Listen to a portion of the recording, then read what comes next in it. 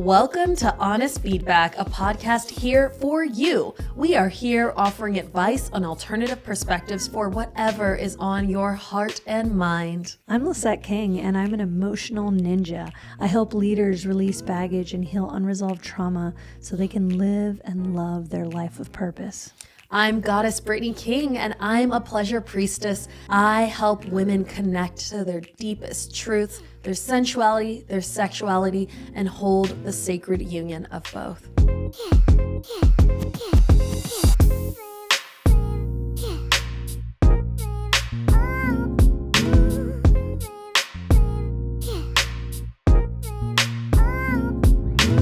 Hi, welcome back to Honest Feedback. Yes, I am so excited to be back here with y'all with a very special episode. I was so blessed to be a guest on my friend Sari's podcast, The Uncharted Way.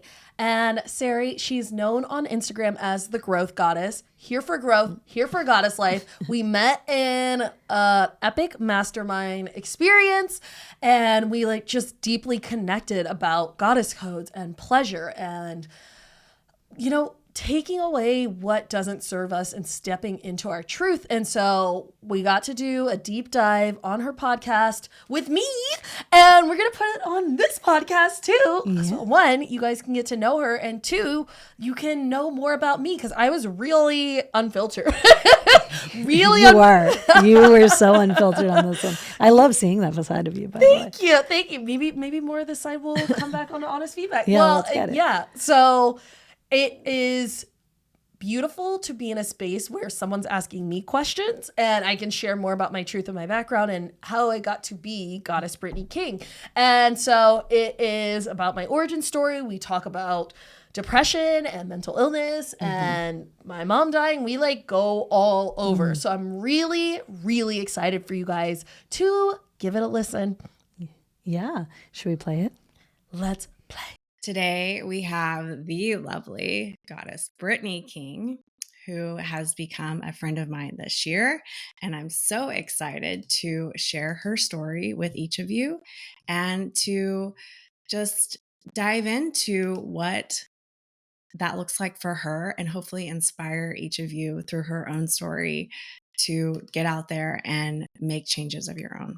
So welcome, Brittney. Thank you so much for having me. Oh, this is such an honor to be here and be a part of the magic that you are creating. Thank you. So tell us a little bit about your journey, your story, and kind of where maybe you started seeing that the road that you were traveling maybe wasn't working for you and that you wanted to do something different, but maybe felt like there was some pushback against that because of what we've been trained to learn through our parents and things like that. Absolutely.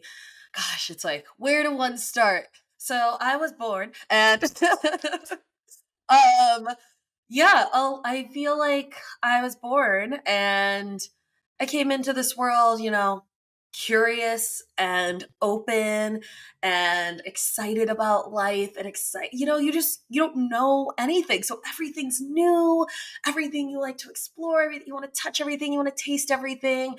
And then there starts to get these programs of don't climb that tree, you're going to get hurt, and don't do this, it's going to be da, da, da, da, da. And I remember a really pivotal moment when I was growing up. I just loved dance and sing and perform. Me and my sister would tape the music videos and try to learn the choreography with them. We would just have fun. And so my family was hosting a family reunion, and everybody in my family is a big ham, And so they were we're putting on this talent show. And so it was the 90s, and TLC's Creep was number one. This is different than Radiohead's Creep, both very important songs for different reasons. But TLC's Creep, in the music video, the girls are wearing silk pajamas and they have big fans and it's all sexy. And me and my sisters are we're doing a dance to Creep. And so I wore my favorite outfit, which was this hot pink mini skirt and this crop top, and I had light up sneakers. And so we went out there and we were shaking our hips and doing little circles and I was just so in my pleasure and in my joy. I just remember feeling like the lights and people were excited and clapping. And I just felt so connected to myself and so connected to my pleasure and so lit up. And then the music stopped and people were clapping. And until I saw my dad, and he was pissed. And Oh, there was yelling and hitting and punishing and shaming and all of this stuff about how we were wrong and how dare we do this dance and how dare we move like that and just wrong, wrong, wrong. And I just remember feeling so defeated I and bet. also seeing other adults look at like with pity of just like, I mean, yeah, like we liked it, but like you shouldn't do. So it's just so confusing and really traumatic. And I felt like that was one of my first big initiations in it is not okay to be in your pleasure. It's not okay to be in your joy. Your body belongs to other people and you need to perform how other people decide is acceptable for a woman to like be. And that goes from everything from like you can't sit with your legs open to like you can't eat that or you can't do this. And so I spent a lot of my life being a version that I thought was appropriate enough for everybody else and people pleasing and just really living my life for other people. And I was in my 20s and drinking a lot, super depressed, suffering from disordered eating, self-harm things, like just everything because I was so unhappy and didn't know how to love myself, didn't know who I actually even was, and really, really disconnected from myself. And I had a series of like very intense awakenings from the universe that were like you've got to make a change. And one of the really big ones was my mom was diagnosed with stage 4 cancer, and it was a rare form of like lung cancer that happens in non-smoking women of color, and it happened really suddenly. And it was like one day she was fine and she had a cough and something, her leg was hurting, and the next day it was like on a deathbed. And Mm. um And how old were you? I was 30. 30. Yeah, it was right after my 30th birthday. So I was being with her and her lungs started talking to me. And this was like my first kind of experience that felt supernatural, metaphysical. I hadn't started like my plant medicine journey, but like I literally just felt like her lungs were talking to me and they were saying like you have to live your life. You have to choose joy. Like Mm. now is the time. And I in that moment made this declaration of like, okay, like I can't keep living my life the way that I have been. Had recently been navigating healing from a rape. And so it was like between that and my mom's diagnosis of these really big events that's like something needs to change now. Mm. Otherwise you are on this trajectory of not living. And so I reached out So to yeah. what do you like? And as you speak into it, and I didn't know this coming into this, you had a rape before this diagnosis. Yeah. So what do you feel like was your mental status before even finding out about her diagnosis? Just from, your drinking, your partying ages and all of this, like where do you feel like you were at? Low. Like hell has a basement low. I was performing happiness because I thought that's what people wanted from me and expected from me. I didn't know how to tell anybody that I was suffering with depression.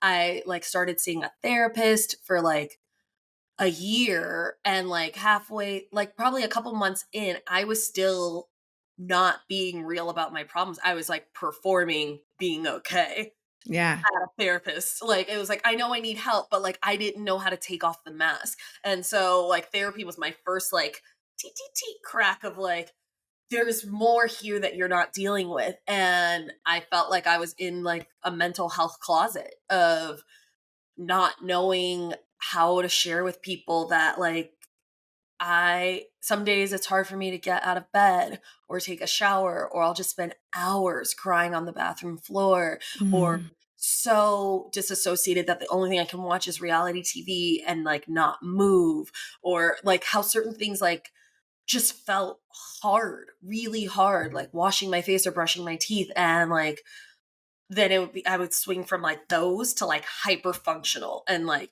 well, I need to perform and I need to do all these things. So I'm running a million miles a day. I'm showing up for everybody, but not myself. I'm binge eating. And like, it was just, and like, then drinking and not eating and getting into fights with people and all these things. And all of these expressions really were symptoms and cries for help that I was just not aware of. And so when the rape happened, it was a really low moment for this place, because in the experience, I had, when your intuition is just like, something's just not right. And I Mm. had that something's just not right moment before I had at the club where I met this person. But I was just like, nope, shutting that down. Like, this is not Mm. true. You're being ridiculous. You're trying to get over these ex-boyfriends. Like, this is the thing to do. And then for the situation to escalate from consensual to non-consensual in such a violent way, it was so illuminating of, I'm not listening to myself. Me not listening to myself has put me in a situation where my life is literally and physically on the line. And I'm in a space where I had felt, when it started happening, I literally popped out of my body. And when I was outside of my body, all of a sudden I noticed I felt water on my face. And I was like, why is my face wet? And I was like, oh, you're crying. And then it was like me really tuning into my body that actually brought me back into my body and was able to allow me to navigate out of that situation, still having my life. And Mm. it was, and that's when the light came on of like, oh, my body is not something that I need to be at war with. My body literally saved my life, and I need to be present to get her messages. I need to actually listen when she speaks. And so having that awakening coupled with what my mom was going through, it was just this huge opening of, maybe life doesn't have to be this way. Perhaps your life could be different. And my mom was just such an amazing person. She was the first Black woman superintendent of all the LA Unified Schools. Like, she was like a big deal. Like, Kamala Harris sent a team to her funeral. Like, she was one of those people who, like, she did everything right. She had a PhD. She showed up in this way that was, I'm dotting on the I's and crossing all the T's. And being on that perfectionist path, I was like, and this is where her path led her. And I don't Mm. know all of the journeys and ins and outs of all of the shades of her story. And the message I got to me was like, you need to stop living as a shell of like performing what it means to be good enough to everyone else's standards at your own detriment. Like, what is it? What is the true cost? The true Yeah. cost was my mental health. The true cost was the toll it was taking on my body. The true cost was I wasn't living in my light. I wasn't living in my dharma. I was alone and unhappy and angry and and disassociated. Like, that's what the real cost was. And I was just like, I'm not willing to pay that price anymore. Yeah. It's too high. It's too much. And I think most people don't even know like what dissociation is, right? Mhm, They It's become such a normal piece of their daily life mhm, that they aren't in their body. They aren't even feeling, and that intuition that you're talking about, like it doesn't even show up until it's do or die because they've pushed it down so fucking far mhm, that it doesn't have a voice anymore. And I always tell people like it's in there. The dial is just down so low that like you can't hear its volume. You have to be able to turn it back up. But like we have to diminish the other voices of our perfectionism and this idea of what we are supposed to be. We have to turn those voices down in order to hear that intuition within us. And mhm, that day that you were clearly violated, like your intuition was speaking to you, but because we had created this comfortable norm, right, to do anything different, our body sees as uncomfortable because it's part of the unknown. Why would we go do something that like we haven't listened to for most of our lives? Mhm. And then here we are put in this situation. And I always say, like, to me, like the divine in the universe is like always tapping on our shoulder. We're just usually not listening Mhm. because the other voices are so strong. And so, you know, and obviously, like, it sounded like your mother was an amazing woman and, you know, did like push past, I'm sure, so many things in your culture and life to be this woman that she created for herself, but Mhm. also I think denying a lot of our personal things to have this idea of what we should be, right? Mhm. And it sounds like early on for you with your father and maybe even more of your family or the rest of people in your life needed you to be a certain way that you didn't really want to be, but you didn't know any other way because we wanted to please our family and how Absolutely. much that shows up. Yes. And it's so insidious because it starts off like probably like, oh, your parents are like, I'm trying to either keep you safe or like teach you about how the world works in a certain way. And the messages are really, can just be really dampening to the soul and to the spirit.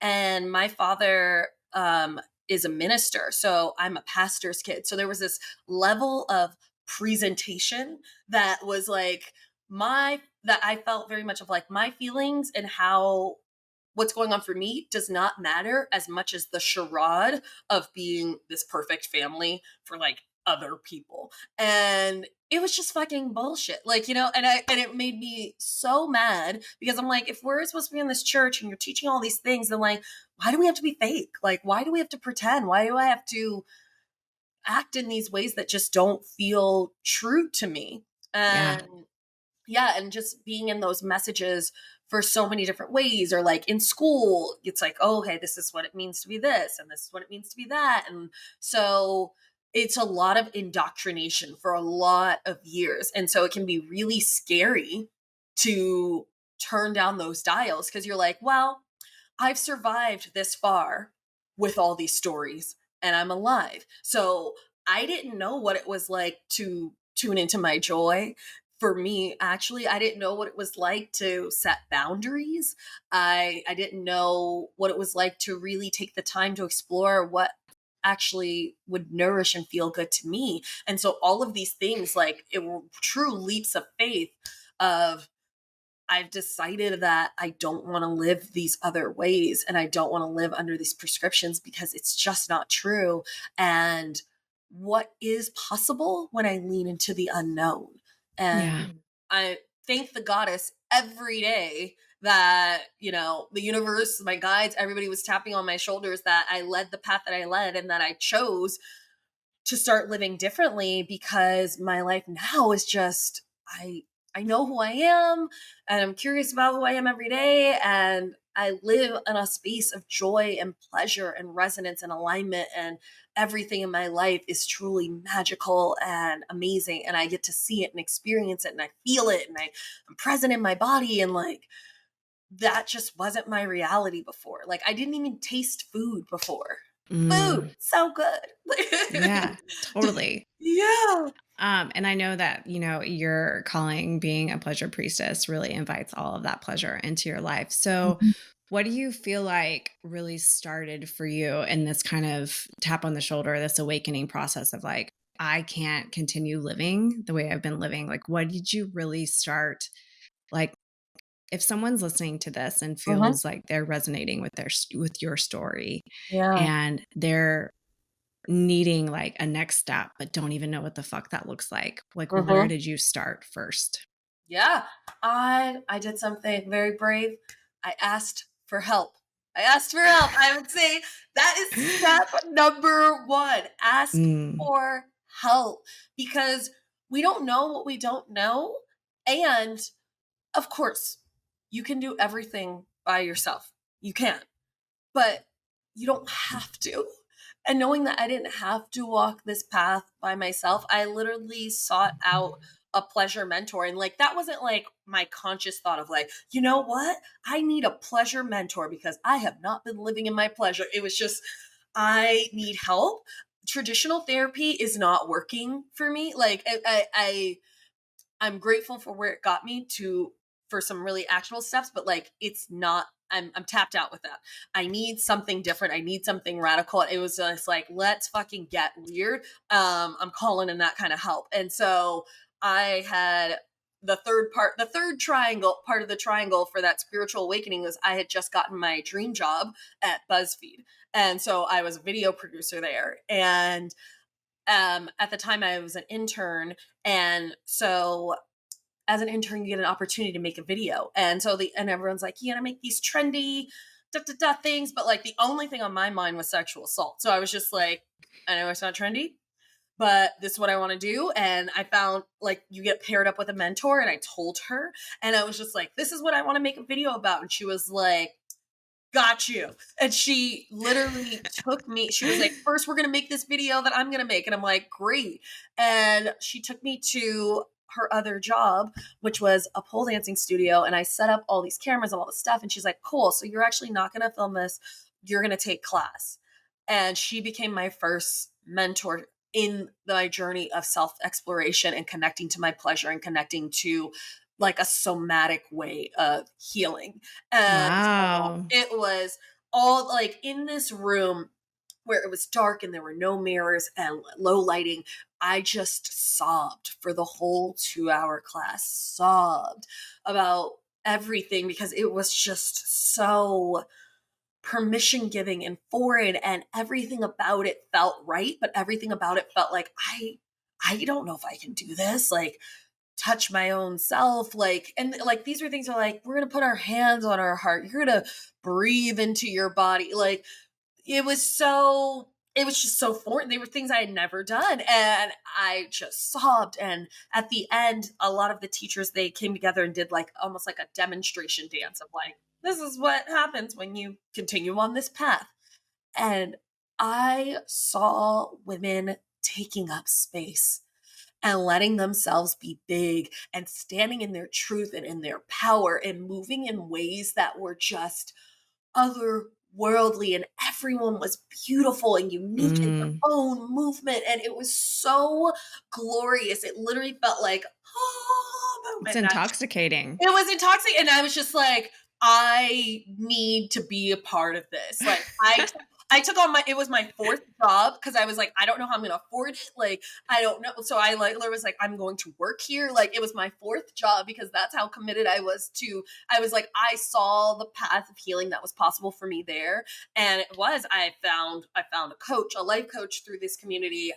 It turned on the lights and allowed me to connect to myself. And so my advice to anyone who is seeking support on this path of like, I feel you and I feel your story, but like, where do I start? Literally ask the universe for help. Like, spirit, source, Beyonce, whoever it is that you pray to, like, show me a sign, show me a path, lead me to who can support me in this way. Because the mentorship that I found there, like, I was able to make quantum leaps in my personal development and in knowing myself. And like the things that I discovered about myself, it was where I discovered my own connection to nature, and that like my truth spirituality is being a witch. And these were things that I had just super stuffed down. And like now I'm very aware, like as a child, that was always my truth, but like I really tamped it down with the Christianity. And like I did know I was queer. Like it was so many facets of my personality and of my truth and of my soul that I had completely turned the dial off to. And being in a space where I had mentorship and community and support to really feel safe enough to explore what's my truth, what lights me up, what turns me on, what makes me happy, like truly happy, and have a space for all of the colors of my feelings to be held. Anger, sadness, grief, like the way that these women held space for me as my mom was in her death portal, like it was prolific and expansive, and I just felt the love of the universe. And so my offering is to ask for help. Ask for You help. know, also too, like I also just want to say that like, you know, being at BuzzFeed and getting to make that video and you deciding I'm going to make it on sexual assault, where like you could have easily picked any other fucking topic, right? That like maybe seemed relevant to you at the time and like pushed all of what you had experienced down, right? Yeah. And like continued down that pathway. And I'm sure that there are people that probably have done that, right? Have experienced something like that, some trauma that like they don't know how to speak about or they don't know how to tell anyone. And for you to be like, hey, I want to make a video about sexual assault and then happen to be the mentor who's helping you be Mm-hmm. this like pole goddess, right? And like take you down that road. Like if you wouldn't have spoke up, that might have never been your trajectory, right? Like that's another parallel timeline that could have been offered to you should you have not like felt that intuition that we were speaking into that I'm going to fucking say about this. Yes. It's wild how the universe works, because for so many reasons. One, that pole studio that she took me to, that she was it was around the corner from where my house was at the time, my apartment. I had been flirting with going to this pole studio for 2 years, but a friend and I, literally every time they had an intro class that was on Saturdays in the middle of the day, and we always went to bottomless brunch. So we would always miss this dance class. Like it was like the help was like the universe was like, we are making sure you are getting to that studio. So like that was one of the things that was just like, whoa, whoa, whoa from the universe. And also with BuzzFeed, it was that all the lines in my path had led me to like, what's the cost of not saying my truth? Because it was like, as an intern, I was not a full-time employee. Like I was an intern, and like these were auditions to get a job. And so it was just like, I knew it was like, if I make this video that they have already kind of told me is not trendy, I'm probably not going to get that job there.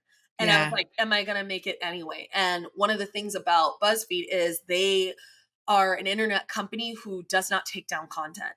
So anything that gets posted by them stays up forever. And so for me, I was like, I have the opportunity to make something that's going to live on a platform forever. And like, for me, what is more important? And I was like, if one woman sees this and feels not alone, one person sees this and feels not alone, like it's worth it because they won't take it down. So I made the video. I didn't get the job hired full time. I ended up continuing to work there as a freelancer, but like not as a full employee. But it was like one of those things of like, so many times we can think it's safer for me to do XYZ. And what I had been experiencing was it's not safer. It's like, safer for who? Like, not my soul, not me. Like, I needed to listen to my intuition and like thank the goddess that I did for the millions and millions and millions of reasons that are supporting who I am being here, having this conversation with you today is from those decisions. Hell I'm going yes. to make this video. I'm going to tell these people I'm struggling. I'm going to speak up and advocate for myself. Like who I am today is from those decisions. Yeah. Mm-hmm. Yeah. And so, and obviously, you know, all of our journeys and even mine as well, like the 12-year hell that I experienced with my own personal anxiety struggle, like I wouldn't take that away now because of who I've become. Right. And I'm sure in a similar way, like you feel that too. Like obviously we don't want things like sexual assault and our mothers to have cancer and things like this Mm-hmm. to affect our lives, but it does give us perspective and it does give us this righteousness to decide who we are in our lives and how we want to progress forward. So, you know, being that I know you said you were around 30 when your mom got sick. And so that's a lot of time that you were struggling and suffering and your depression and all of these things. Like, if you could go back and be of support to that woman, to that girl, like what would you want to give her? It's just like the biggest hug, the biggest hug, letting her know like it's gonna be okay. It's going to work out. Like the light is here, and this darkness is an illusion. And every day I feel so grateful that some version of me was showing my past self love, because in some of the darkest moments, I really did not want to be alive and really could have easily made that choice to just no longer be here. And I'm so grateful that I chose to live and that I chose that my life could be different. And I got resourced to create my different life and my different experience. And so for anyone who's out there struggling, feeling like it's so dark where I am, I don't even know. I am just breathing light and a big hug to you in this moment to let you know that you are not alone and that things can get better, and they do get better. And yeah. And do you feel like a lot of depression to me is this feeling of, hopelessness, and that Mhm. nobody can understand what we're going through, Mhm. or and that, as you're saying, like there's a part of you, like this past self of you, like was there with you the whole time, right? And urging you to keep going, and to not give up. And there are so many days, I'm sure, that like even just getting through the day was unbearable, right? And to just get through the day is like trusting that there is something on your side that's getting you just even through each moment and through each hour and each day. Because I think that depression can feel so lonely and feel like no one is advocating for you, no one is on your side.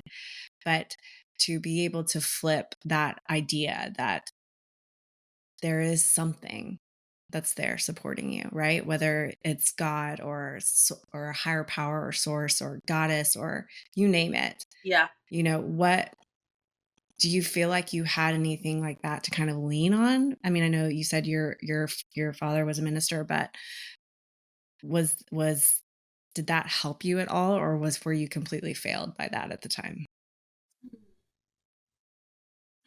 That's a good question. It feels complex. I definitely felt at that point in my life angry with God. And like the whole God thing was bullshit. And so I really felt alone in it.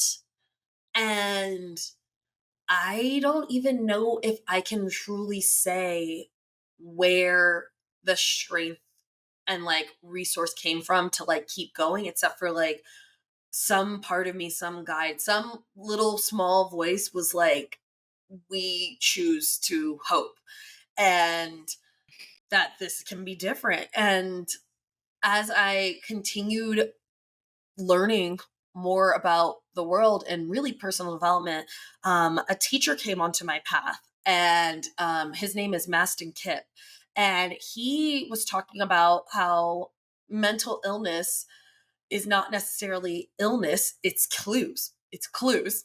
And that our minds are brilliant at protecting ourselves. And so like he was talking about like multiple personality disorder, and he was like, for someone who grew up in a chaotic household where there was a lot going on and they needed to be in a lot of different ways to support and stay safe, like that, your mind being able to fracture itself into different personalities in order to survive is brilliant. Mm, You in the regular world, like at a corporate office, like it's not brilliant in that situation, so now it's considered disease. So he's like, so if right. we start to look at what is this telling me, and so something that he said that super resonated with me was like, what if depression is your barometer for when you're not in alignment with your soul, and like the pain of that disalignment, like that is the, and it just resonated for me in such a truth place of like, my depression at that time really was this gift of like, you're not living in your truth. And we're letting you know because it's so upsetting to do any of these. It's like, it's hard to get up and go and do this shit that you don't want to do because you don't fucking want to do it. Can I curse on you? Yes. Fuck yes. You don't want to do it. Like, you don't want to do these things. You don't want to perform this thing. Like, and so like when I started getting curious from this way of like, okay, but so how is this for me? And something that my grandma always used to say is like, the sun is as bright as the night is dark. Like, the depths of my depression are real. And also the heights of my joy also like they're the same coin. And the ways that I've been able to traverse through the shadow are the ways I've also been able to traverse through the light. And so joy to me feels so sacred, and I know how vulnerable joy can be. And I also hold such reverence around it because I know the darkness, because I know the shadow, because I know what it's been like to be in the absence of that, and being in that absence of that and knowing that so intimately, so much, like, has allowed me to also hold the space for that much nuance, that much texture, that much color with joy. And so it's this both, like you're saying, like, no one wants to be like, yes, like I'm grateful for my path. Were there parts that were dark and like I would not want to go through again? 1000%. You know, some of the things I lived through, I wouldn't want for my worst enemies to live through. And yet I'm grateful for every single step on my path that has led me to here, to be the person who I am, because I don't know that I would have this reverence for pleasure or joy, or know the importance of what it is to follow your bliss and why that is so important. Why, to me, that is more important to listen to your intuition than what fucking anybody else has to say who's not me. Yeah. You know? Well, and I think that's the biggest point of, you know, as you're talking about depression not being in alignment with your soul, with your highest self, your truth, right? And that being the off kilter of that. But that being ultimately what's being modeled in our fucking world, right?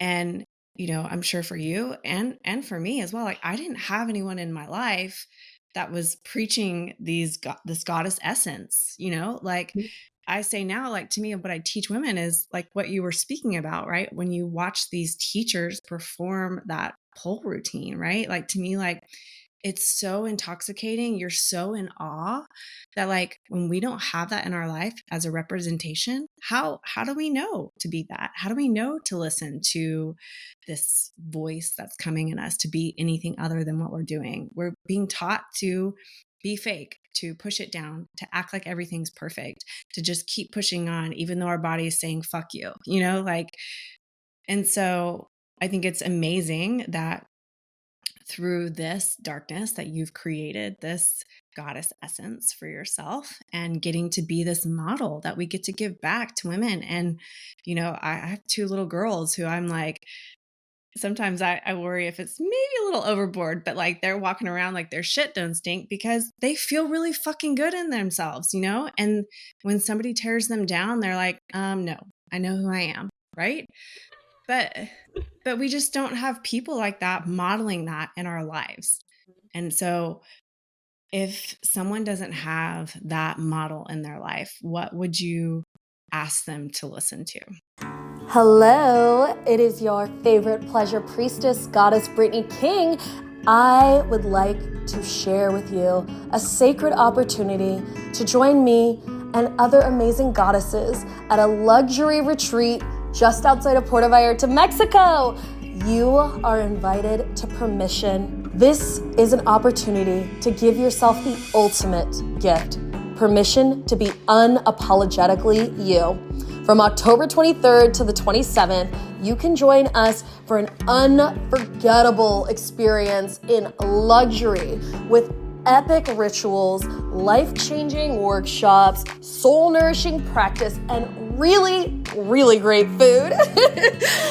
Yes, these things will awaken your senses and ignite your passions. Permission is an intimate container with limited spaces so that everyone gets personalized attention. So if you are ready to step into your power, to unleash your desires and claim everything you've wanted, the time is now. Come to my website, goddessbrittneyking.com, and that's Brittney, Brittney, king.com, for more information and to schedule a call to find out if this is the best fit for you. The opportunity is yours. I feel like I would, again, ask him to ask Spirit to show me the sign and show me the way. Like, you and I are both women holding the space for the goddess and goddess codes. And so it's one of those things of like, I know it can seem we're not out here, but we're here. Like, you and I found each other. I've met other women who are living in this truth, and follow us, connect with us, and allow yourself to find and be in these spaces. Even if you're like, I'm not sure exactly what that is. That seems quote unquote weird. I don't know. But like, or even just starting something with yourself of like, hey, I'm going to invite friends over and we're going to just have a feeling circle, and just talk about our feelings where nobody's going to solve anything. No one's going to give advice. We're just going to sit and share about our feelings. And like that, like starting to tap into different vibrations and expressions.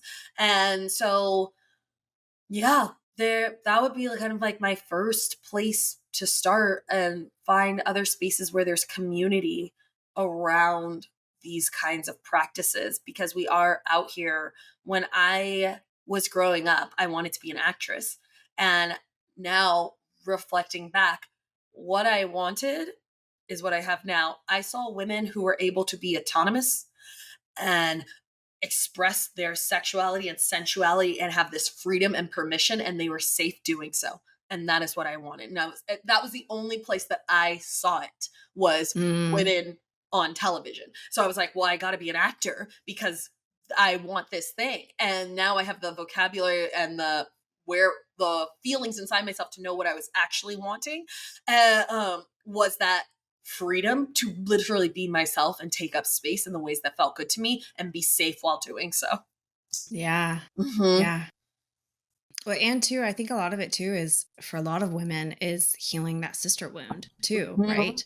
Of being able to feel in a circle with women and being able to express yourself and not feeling judged or criticized or all of these things. Because I know for me personally, like that was a huge part of my healing, was to believe that I can even express something to someone else and still be loved for it, and not be judged. Yes. The sister wound can be so deep.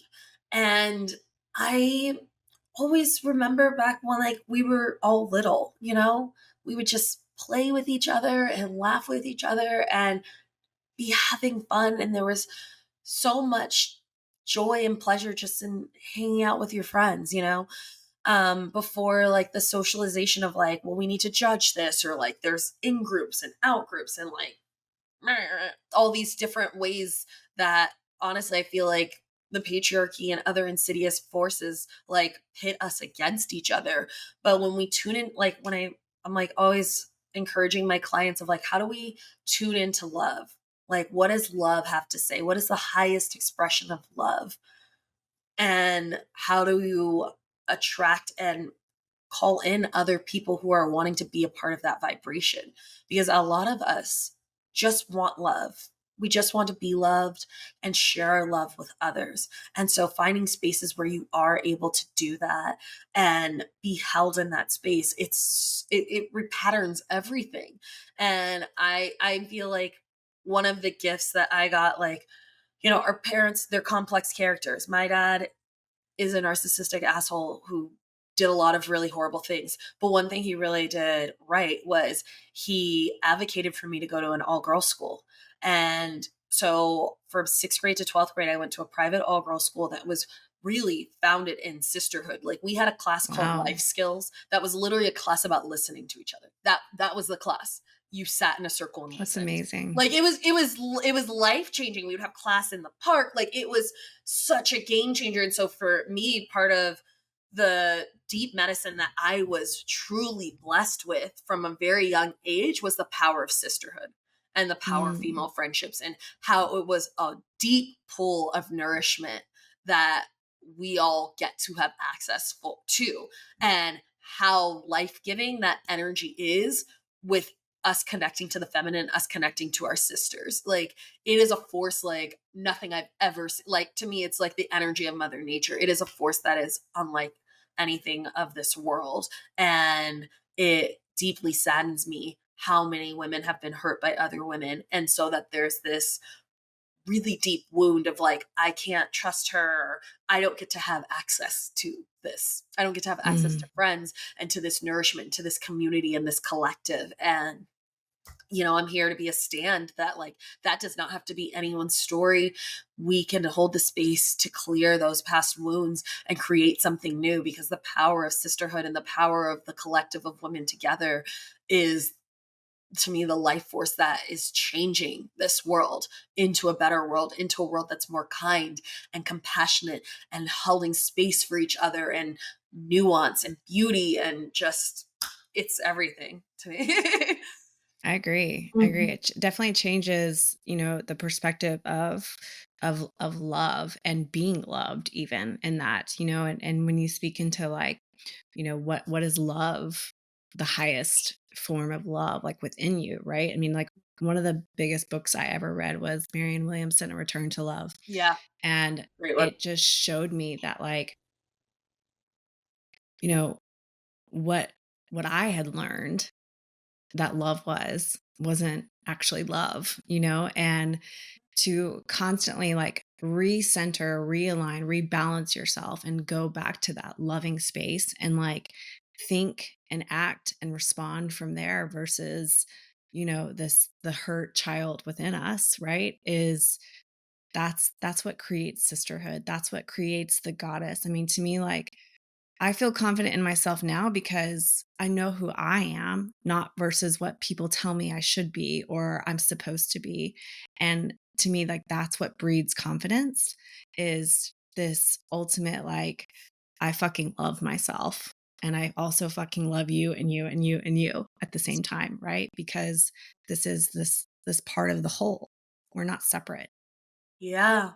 We're not separate. There only is one of us here. And when we remember that and tune into that, um, everything gets to be different. And something that has truly supported me with that is my work with master plants and plant medicine, that it gives me that really visceral physical reminder in my psyche and like repatterns in my brain of like remembering that we're all one, remembering that we're all part of the whole, and like showing up like that, of like, how am I showing myself love? If everything is a reflection of myself, like how am I loving myself in every moment? How can I return to love even if there's been hurt and pain? I love that. Yeah. So, being the pleasure priestess that you are, Brittney, Yeah. what is something that you give yourself every day that is non-negotiable in that Mm. way?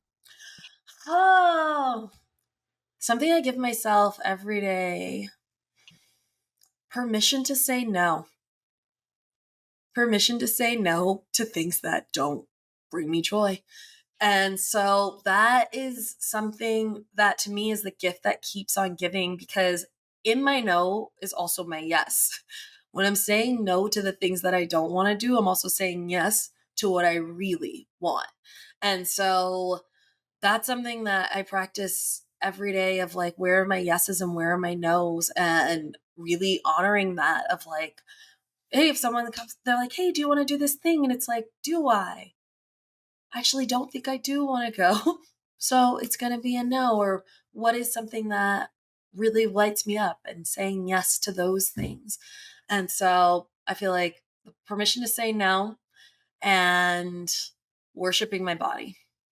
I love Mm, worshiping my body. Like, I feel like honoring this temple for so many years, I was at such a war with my body and just deeply punishing her for all sorts of bullshit that just fucking wasn't true.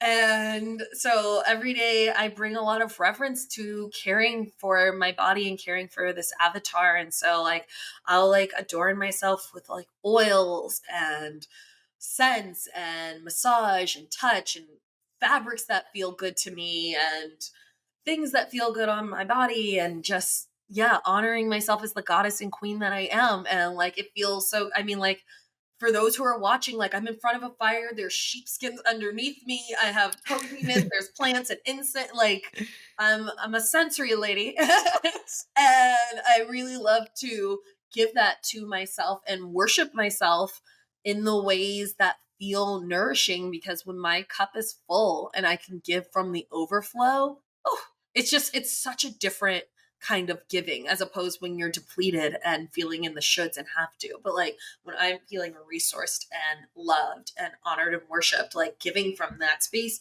to my family, to my friends, to my clients, it just feels so good. I love that. And the part about honoring your no, I think is so important. I think that goes back to your voice, right? And I even struggle with that sometimes because I tend to be a people pleaser because I just don't want to, I don't ever want to be the one that's actually hurting the person, right? But sometimes if that's actually hurting myself, it's not serving me either. Yeah. And so being able to just be like, you know what? No, this just is not in alignment for me, and it's crossing like that boundary, right, that I've created for myself that I know keeps me in alignment. So I love that. And obviously worshiping your body, I love adorning myself and feeling good, right? I mean, and like I'll look at certain women who maybe like in a certain situation, like, or maybe a little bit more dressed up than like what other people are, and I'm just like, hell yes. Mhm. Like you get you because that makes you feel good, right? Where Yes. other people would probably be like, what is she doing? And why is she wearing that? But like, who gives a fuck? Who She gives a feels fuck? good. Yes. Yes. I love, like, it's, we sometimes can just get so in our head about like what other people think and da da da. And honestly, with so much love, nobody cares, you know? No one can, like, maybe it's a passing thought in their mind, but like what's most important is how you feel about yourself. So like I will wear the goddessy dresses to the things where everybody else is wearing pants, because that's what makes me feel good and in my body. And like I don't care, you know? Like what everybody, and then I feel like it gives other people permission to wear the Mhm. things that feel good to them. And like when we're all in the place where we're feeling good, like the vibes around the world are different. Like, you know, when you go into a space where everyone has like, I feel like this is why people love like dress up parties or Burning Man. It's like everyone is in their sacred Oh yeah. expression and people are feeling themselves, and the level of yourself that you bring when you're really feeling connected, and like this just gets to be accessories of like your soul's desire and what feels good. It is such a different vibration than I'm wearing this corporate suit that was issued by Amazon and I don't feel comfortable in it and I just don't even know. Like, you know, like it's just the way you show up is different. It's just different. Yeah, Mhm. 100%. Mhm. Mm. Okay, so if you had a loudspeaker going to the entire world right now, Mhm. what would you want to say? Mm. Pleasure is your birthright. Pleasure is your birthright. It is not something you need to earn. It is not something you need to be good enough to have. Pleasure is your birthright. And I would encourage every single human on this planet, how do I orient myself to pleasure? What would make this moment even more pleasurable? Is it slowing down? Is it taking in the sense? Like, pleasure is your birthright, and you get to allow yourself to explore what that is for you. And pleasure is we can have pleasure in every moment. I know sometimes pleasure gets relegated only to like the world of the bedroom and like sex. And am part of the mission of like pleasure is everywhere. Pleasure can be the sun on your skin. on a beautiful day, or laughing with your friends so hard that like your belly hurts, or laying in front of a fire, cuddling with your dogs, like eating the best piece of pie. Like there's so much pleasure to be had when we allow ourselves to really sink in and have it. And like, please don't just say, oh, have it. Take up the fucking space and really let it in. It changes you. It changes you when you allow that vibration of pleasure into your life. 100%. Yeah. Well, thank you, Brittney, for coming on. Thank you for being part of this special episode of Blossom and getting to see Brittney really just expose her heart and what she's been through to get here. Yeah, thank you so much for listening. I do want to mention a little caveat because I did refer to my father as a narcissistic asshole in this episode, and I conflated someone's personhood with their behavior in that statement. And once you know better, you do better, except for sometimes when you slip up and you fuck up. And I slipped up and I fucked up. Yeah, you know, I really want to honor that. Thank you for saying that. And like from all of my evidence, he is a narcissistic asshole.